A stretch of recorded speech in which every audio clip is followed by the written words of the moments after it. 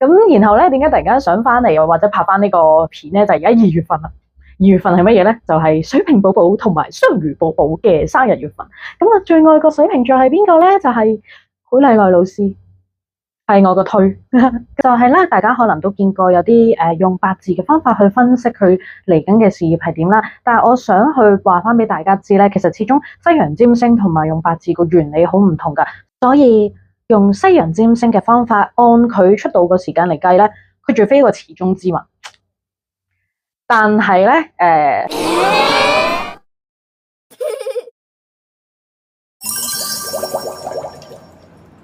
，Carrie T. Filamo， 我係女巫海樂，一個主修希臘羅馬魔法、輔修左手派惡魔學嘅女巫。哇，好耐冇拍呢個開頭啦，因為之前有段時間太忙咧，咁就暫時擺低咗 YouTube 呢度。即係始終我唔係一個全職 YouTuber 啦，都係最初開呢個 YouTube 好想推廣多啲巫術啊、占星啊、神話學啊嘅知識啊，或者記錄下嗰啲去旅行嗰啲趣事啦。咁然後咧，點解突然間想翻嚟又或者拍翻呢個片咧？就而家2月份啦。2月份係乜嘢咧？就係水瓶寶寶同埋雙魚寶寶嘅生日月份。咁我最愛個水瓶座係邊個咧？就係許麗奈老師，係我個推。咁然後咧，我就私心想咧，藉住呢個少少嘅解盤分析啦，就好似送份生日禮物俾佢咁樣啦。我知你會睇嘅，係咪咧？即係希望俾到一啲少少有用嘅建議你啦，同埋都俾大家去認識一下西洋占星係點樣嘅。因為都見過咧，其實 YouTube 上唔少講廣東話或者普通話嘅老師啦、師傅啦，會用中式嘅方法，譬如係一啲八字啊，或者七正四餘，去到分析許麗奈老師佢一啲事業上嘅發展啦。咁但係咧，我又想藉此咧去推廣一下西洋占星。咁仲有咧，如果大家之前有好奇咧，去到睇過我 set up 定嘅 playlist 咧，其實我係有個 playlist 叫做女巫說星嘅，因為我係想喺呢個 playlist 入邊放多啲關於占星學嘅知識，係啦，咁事不宜遲咧，我就講落去啦，講定聲先，生日快樂！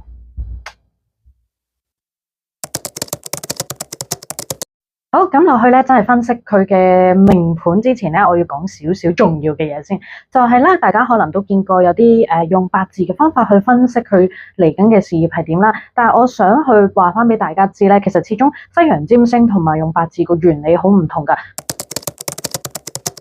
西洋占星咧，如果你有留意過或者聽過咧，其實我哋係需要最準確嘅時分。咁我都見過有啲 baby 會問我話點解咧，或者係唔係喎？我見如果人哋用八字嘅話係唔需要準確時分嘅喎。咁其實咧，因為係成個系統個原理係完全唔同啊。咁我頭先就話咧，佢係完全兩個唔同嘅系統啦。以我嘅理解咧，即係始終我喺八字嗰度唔係專業啦，不過都好多學八字嘅朋友啦，好多道士朋友啦。anyways， 咁個原理上咧，以我聽佢哋講啦，個理解就係其實咧，八字我會咁樣比喻嘅，好似一個氣象圖咁樣。咁但係咧，西洋占星個計法咧，就係你出世嗰一刻，個天空有啲乜嘢行星去影響住你之後，或者唔一定係出世嘅。因為如果我哋去計一個藝人佢個星圖發展係點咧，喺嗰陣時我學緊占星嚟講就係好多歐美社會嘅藝人，佢哋係唔介意放自己個出世時分出嚟噶嘛。但係東方或者華人社會咧，普遍就係會俾人知你嘅出生年月日啦。咁但係唔會放個時分出嚟嘅。咁呢個情況之下咧，嗰陣時我就問老師點樣算啦。佢就話其實咧，你可以去用佢出道嗰個時間去計佢嘅星圖啦。咁但係變咗，除咗係佢嘅星圖之外咧，其他嘢就未必會計得出。咁乜嘢係為之？哇，一個係出世嗰陣時嘅一個星象地圖，同埋所謂嘅氣候唔同咧。因為喺西洋占星嚟講咧，其實我哋會好重視去睇一個上升點，同埋佢個月亮係行到咩位置啦。咁上升點咧就係話呢一個命盤佢始起嗰刻上升緊嘅星座。咁因為地球咧其實係每4分鐘已經自轉一度啊，然後咧每一個星座咧大約係得30度啦。咁你想象一下，哇！即係其實每隔20分鐘個上升星座已經係可以唔同咗咯。跟住，如果喺占星學嚟計咧，占星學個計法同天文學當然會有啲唔同啦。咁我哋係計一啲黃道12宮嘅位置啦。咁月亮咧，其實係講緊幾乎每2小時咧已經去改變咗一個星座啊。咁月亮星座係睇一個人嘅情感需求噶嘛，所以如果佢個月亮星座唔同咗咧，其實已經好影響到佢點樣去處理情緒。除咗係單獨立體處理情緒之外咧，我哋要去到知道一個人嘅運氣啦，或者點樣去使用佢一啲優勢啊，所謂有冇一啲吉星去幫手咧，亦都要去睇個月亮啦，同埋唔同行星之間嘅相位。相位就係譬如 A 行星同埋 B 行星，佢哋係幾多度，然後咧唔同嘅度數就係會講緊佢係一個吉相定係一個壓力相，即係所謂黑 Q 住佢，定係唔係喎，佢係一個和諧相位，我哋可以點樣借助呢件事嘅力量去幫助呢件事發生。咁八字咧，八字其實咧個計法就同西洋占星唔同啦，因為其實佢哋最重要嗰個單位咧係時辰，時辰即係現代嘅2小時成為一個區塊。咁然後咧，佢哋亦都唔係好似西洋占星咁樣去計一個人做嗰件事啦，或者佢出世嗰一刻嘅一個星球嘅位置、行星嘅位置。其實西洋占星係有同黑爾文式哲學入邊所講嘅 as above so below 有關嘅，就係所謂嘅天上如是地下如此嘅概念啦。YouTube 片唔解咁深啦，你要解得咁深就去學占星，或者你嚟揾我都得。係啦，但係我講翻，如果八字同埋呢個西洋占星最唔同咧，就係你諗下係2小時之內啦，咁同埋咧喺2小時之內呢個天地嘅五行能量啦，都係穩定同埋相似嘅，咁就唔會話因為冇時分而有太大嘅誤差。如果用八字嚟計咧，可能就會咁樣同你講啦。你出世咧就係呢個驚蟄之後，清明之前呢個氣象啱啱好係由木氣轉火氣，然後你出世喺午時，所以會咁係啦。咁所以咧就係其實八字咧係睇一個氣象嘅能量啦，五行嘅匹配啦，並唔係去好似西洋占星咁樣去睇嗰個行星唔同嘅度數。所以其實最主要咧就係大家用嚟去推測嗰個計算方法唔同啊。你諗下我頭先講就係話原來月亮啊上升點啊係每隔幾分鐘幾小時已經有唔同嘅話咧，咁就唔可以就咁得嗰2小時前後去到計到最準啦。因此我要再講多次就係咧，嚟緊以下嘅分析咧係按許麗奈老師佢個出道作品發布嗰個時分我去到計嘅。好啦，咁呢度咧就係我按許麗奈佢嘅出道作品去起嘅盤啦。咁呢度我要講一講。其實咧，我哋去睇一個人嘅星圖發展咧，主要要睇乜嘢宮位咧？主要係要睇第5宮同埋第10宮嘅。因為咧，第5宮佢係會關於創造力啦、表演欲啦、玩樂啦、放鬆嘅模式啦、魅力嘅宮位嚟嘅。咁如果我幫一個人睇本命盤咧，佢亦都可以代表埋一啲子女運啦，同埋戀愛運。咁但係喺呢度我唔會走去分析in a sense 佢嘅戀愛運係啦。因為呢個唔係佢出世嘅時間，係按佢出道作去到起盤啦。咁同埋呢條片都主要係想睇下個星圖或者係點啦。好，咁其實咧第5宮點解咁重要咧？頭先我講佢同創造力表演欲有關啦，佢亦都同一啲舞台工作嘅事情有關。佢係代表你可以點樣快樂地展現自己啦，吸引目光啦。咁如果咧有啲人佢有金星或者木星或者獅子座嘅能量喺度咧，佢就會更加去適合作為一個表演者。因為獅子座我哋真正嘅占星學唔係純粹講12星座去到睇所謂有一啲固定印象嘅性格，即係譬如大部分人覺得天蠍座就係記仇啊，獅子座就係自大啊，處女座就係奄尖，唔係咁樣去睇嘅，而係其實每一個星座佢都可以象徵人體唔同嘅部位，或者去象徵住人生命中唔同嘅事物。所以有時我都遇過有啲案主可以話：哇，點解你可以連我嘅小人有咩特徵都睇到咧？或者係你冇見過我真人嘅喎，但係你知道我邊個身體部位生得靚啲咧？其實就係由個盤咁樣去提出嚟啦。咁同埋咧，就係如果你有金星、木星或者獅子座嘅能量喺度咧，亦都會特別代表到喺台上可以發光發亮嘅一個能量啊。好，咁除咗第5宮之外咧，我哋亦都會去睇第10宮啦。因為第10宮咧係代表住成個命盤最高點嘅事業成就啦、社會地位同埋公眾聲譽。咁佢就唔再只係玩樂啦，係講緊你一個人長期奮鬥之後，個社會俾啲乜嘢嘅獎杯同埋頭銜你啊？咁然後咧，所以如果係分析一個娛樂圈啊或者演藝人員咧，其實你想知佢點樣成功最好就係第5宮同埋第10宮都要睇嘅。咁當你第5宮強大，就代表有才華啦、有魅力啦、享受舞台啦、享受表演啦。然後咧第10宮就係講緊你點樣將呢份熱情可以轉化為穩固嘅職業地位。咁如果咧淨係第五宮靚，但係第十宮我會所謂俗啲咁講爛咧，就未必會好出名嘅，因為有啲人可能佢係我中意 show 俾人睇，我中意表演嘅，咁但係佢冇一個配置幫到佢有社會成就嘅社會地位咧，係有啲辛苦。好啦，我哋繼續講落去啦，係啦，即係講翻許麗麗老師，如果我按佢出道作嗰個時間去起盤，咁佢會有咩影響咧？大家可以望下咧，嗱，我知大家大部分啦嘅觀眾呢度唔係識解盤先撳入嚟啦，你都係會有興趣聽下阿老師佢會點，或者係純粹八卦下，或者係你對西洋占星有興趣，又或者你本身 subscribe 咗我啦。咁其實咧，你見到呢度有12格啦，咁5號嗰個咧就係所謂第五宮係點樣啦。咁呢度咧，其實我會見到咧，佢係有好多白羊座喎。我會話咧，其實喺佢呢一個盤嚟講，我會話係一個好耀眼嘅配置，就係佢嘅太陽同木星都合上喺白羊座，同時入咗第五宮，咁代表乜嘢咧？我會咁樣形容嘅，第一佢係一個舞台上燃燒緊嘅太陽，因為其實咧白羊座係會好奔放啦，佢喺占星學入邊係12星座之首，佢係第一個會衝出嚟嘅人，咁其實都已經係應驗咗噶啦，因為佢係香港第一位成功喺日本出道嘅 AV 女優，所以其實佢就係作為一個領頭羊啊，係啦，因為其實白羊座佢代表開創、開始一啲嘢，所以佢就係咁強，係一個領頭羊啦。然後咧呢個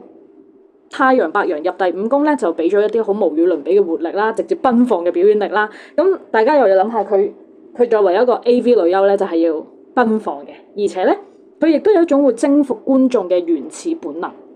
咁始終其實 AV 女優同人嘅性慾係好有關係啦，亦都係為好多人提供咗一啲性幻想啦。咁其實性幻想咪就係我哋人類嘅原始本能咯。咁甚至我會話啦，其實再推落去咧就係、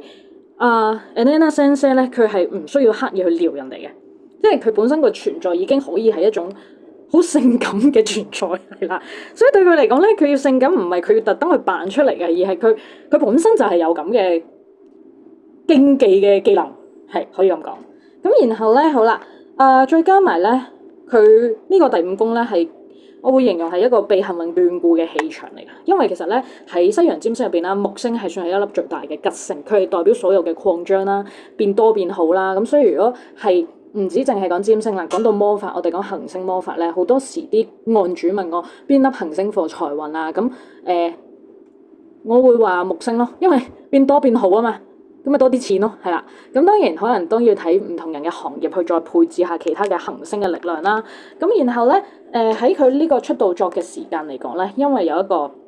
木星入咗第五宮啊，所以你會見到咧，其實係好容易第一波咧已經會引到好多人氣啦，好一炮而紅啦，而且佢會可以好樂觀咁去做嘢嘅。因為你見到咧，其實有時佢都會好勇敢去面對啲 hater 啦。而木星咧，其實我除咗頭先講嘅代表變大變多之外咧，佢亦都係代表住樂觀同埋仁慈嘅作風。再加埋咧，其實娛樂圈好需要貴人啊。咁木星係代表好有貴人運。咁其實咧，呢個木星入第五宮就係首先佢喺演藝事業入邊一定會容易遇到貴人。另一個解法可以話佢自己就係一個貴人，係啦。咁同埋咧，我會第三去講啦，佢個創造力簡直係直球對決嚟㗎。因為你見到喺第五宮入邊啦，個水星白羊座都喺呢度。咁水星咧係代表一啲溝通啦、理解啦、演說嘅能力啦。咁如果喺一啲個人名盤，亦都會可能代表中小學時候嘅際遇啦，係啦。咁佢咧其實表達自己嘅方式咧係會好犀利嘅，係會充滿火花嘅。都大家可以見到佢平時嘅回應係幾可愛啦。咁佢會比較咧係一個言語大膽嘅人啦，而且佢個反應好敏捷嘅。好，咁講咗好多好好嘅嘢啦，但係咧成件事好強大啊嘛。但因為我哋會見到啦，如果喺呢個盤嚟講咧，個太陽咧係4分咗個火星，咁4分相咧就係代表一啲好有壓力嘅相位啊。所以咧，其實佢呢一個出道時間之下嘅盤咧，就係佢有好巨大嘅行動力，但係佢內在都會有一陣火藥庫咁樣喺度，會容易受挫嘅時候產生好多好易嬲嘅情緒啦。咁甚至係會俾人貼標籤嘅，即係唔係佢想嘅，而係人哋貼一個標籤就會話佢好難搞。咁仲有咧，其實雖然就話哇好多太陽啊、木星啊都喺晒呢個第五宮好好啦，但係我哋會見到咧，海龍星都喺呢個第五宮。咁其實海龍星咧，佢一直都係會同一啲深層嘅傷痛有關，所以就係佢好自信之下，其實隱藏住一啲對自我價值嘅創傷嘅，可能就係呢一個出道時間會令到佢好早期會超級受關注，但係會過一排好受挫啦，令到佢會好渴望被認可，但係另一方面其實好驚俾人睇到一啲內在嘅脆弱，所以咧我會話，喺佢戰士嘅外表之下，佢係一個好需要被療愈嘅小孩。咁如果就住呢個第五宮嘅分析，我會俾嘅建議係咧，將你嘅競爭嘅衝動、原始嘅慾望轉向成超越自我，因為始終咁多白羊座喺度，白羊座本身佢代表一個衝子啦，佢亦都帶住火星嘅能量，火星就係同好多小人啊、爭鬥啊、競爭有關噶啦。咁其實咧就盡量係提自己唔好去理太多嗰啲小人，而係咧，因為你本身會好渴望有啲對手去挑戰，咁所以其實最好嘅對手就係昨日嘅自己。譬如可以去設定一啲你表演上嘅新嘗試啦，舉個例，可能係挑戰更加多唔同嘅劇情啦，哇！我中意挑戰更加多高難度嘅事情啦，喺個表演入邊，或者甚至將來成熟咗，可能係自己係一個導演嚟嘅，因為始終佢白羊座係一個開創星座，可能係你有一日會去到提攜其他嘅後輩，係啦，所以記住將自己呢啲戰鬥力咧用於去精進專業，唔係去到人際擴增嗰度，咁自己就會過得舒服好多。另外咧就係其實有時都要正視呢個海龍星帶俾你嘅創傷。去療愈自己，我會講好似就係用一啲唔同嘅表演方式咧，去到用嚟表達你嘅憤怒同埋被壓抑咗嘅脆弱，就係每個人都會有一啲唔想揭出嚟嘅脆弱，但係可以用一啲你舒服嘅表演嘅方式去到表現出嚟啦。咁仲有咧，最緊要就係善用嗰個木星嘅幸運啊，因為木星白羊座喺第五宮，其實好渴望一啲開拓嘅嘢，咁就記住唔好去局限自己係單一個形象或者單一個平台，可以大膽去嘗試唔同嘅嘢啦，譬如係品牌代言啦，或者係綜藝啦，甚至創業，因為其實咧，咁多個白羊座喺度咧，對於創業係好好嘅。好，咁咧，我哋啱啱分析完個第五宮啦，你仲喺度聽就真係叻豬豬啦，係啊！但係我相信有好多人會對有用嘅占星學嘅資訊係有興趣，亦都係嗰句啦。希望呢條片會當係一個生日禮物，幫助到許麗來老師你啦，係啦。唔啱聽可以唔聽嘅，你唔好將你嘅白羊座發射喺我度，係啦。我相信你唔會咁對我嘅，係咪呢？係啦，講埋第十宮先。咁第十宮同成個事業高度有關啦。咁呢度就見到啦，係啦。我講翻頭先話12格入邊，你見到4月10號就係個第十宮啦。呢度有一個處女座中天喺度，咁其實真係乜嘢咧？就係講緊呢個社會係會好要求你精雕細琢。其實你有個處女座中天頂喺度，係話俾你知，社會咧最終係認可你嘅，但係唔會認可你單純嘅狂野性感咯，而係你點樣可以將一啲你嘅狂野性感變成更加極致嘅專業素養同埋精益求精，要將好多嘢嘅細節去到把關。如果唔係咧，人哋好中意放大去檢視啲唔好嘅嘢。另外就係咧，其實我會話匠人精神啊，工匠嘅匠係你嘅晉升階梯嚟嘅，就係本身咧係一個憑本能爆發嘅明星啦，或者女優啦。咁但係將來發展長遠少少，就係究竟點樣可以有方法，有你自己一套嘅理論，去到成為一個好似藝術家一樣嘅存在，譬如係深入去研究一啲表演嘅理論啦，即係可能再雕琢自己嘅演技啊，甚至其實原來拍 AV 都可以有好多好好嘅社會影響啊、理論啊，或者係究竟點樣去到更加嚴格管理自己嘅形象。